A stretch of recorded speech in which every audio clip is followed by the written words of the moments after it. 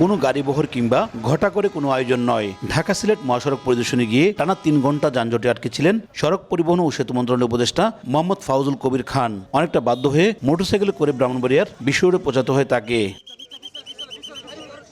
বুধবার সকালে ঢাকা থেকে মহানগর প্রবাসী এক্সপ্রেস ট্রেনে করে ভৈরবে পৌঁছান উপদেষ্টা।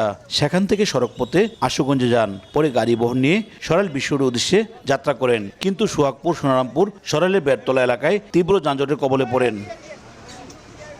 মহাসড়ক পরিদর্শন শেষে তিনি জানান, সড়ক ও সেতু মন্ত্রণালয়ের ঊর্ধ্বতন 12 কর্মকর্তাকে ঢাকা অফিসে না বসে ব্রাহ্মণবাড়িয়া বিশ্ব রোডের অস্থায়ী কার্যালয়ে দায়িত্ব পালনের নির্দেশনা দেওয়া হয়েছে। এ বিষয়ে অবহেলা করলে তাদের বরখাস্ত করা হবে।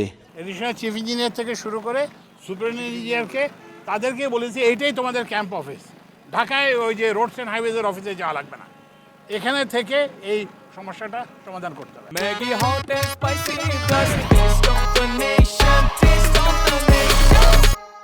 মহাসড়কটি যানজটের জন্য ট্রাফিক বিভাগের গাফিলতিকে দুষলেন উপদেষ্টা। বলেন, বিশ্ব রোড এলাকায় একটি উড়াল সেতু করার পরিকল্পনা নেওয়া হয়েছে।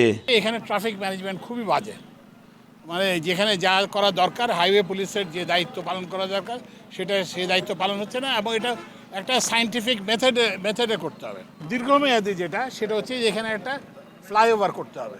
তো আমরা এই ফ্লাইওভারের জন্য ডিজাইন করার জন্য, এটার জন্য অর্থ সংস্থানের জন্য, এটার জন্য প্রকল্প প্রস্তুত করার জন্য আমরা করতেছি। 2020 সালে 3টি প্যাকেজে ঢাকা সিলেট মহাসড়কের আশুগঞ্জ নৌবন্দর থেকে আখাউড়া স্থলবন্দর পর্যন্ত কাজ শুরু হলেও নানা প্রতিবন্ধকতায় কয়েক দফা পিছিয়ে যায়।